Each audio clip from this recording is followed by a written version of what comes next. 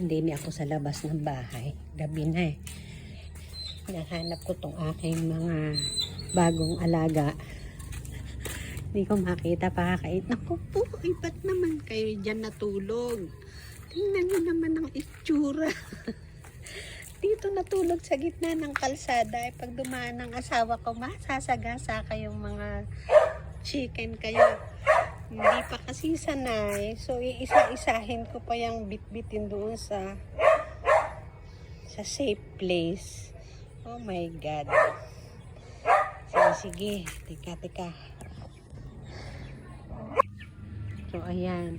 Isa-isa ko pang hinakot dito sa sa loob ng garahe para sila ay naandito. Ayan. Kung di pa pala siya, nilagyan ko ng pagkain eh. Pero kung siya pala ay hindi iilawan, hindi nila makikita yung pagkain, niyayapakan lang.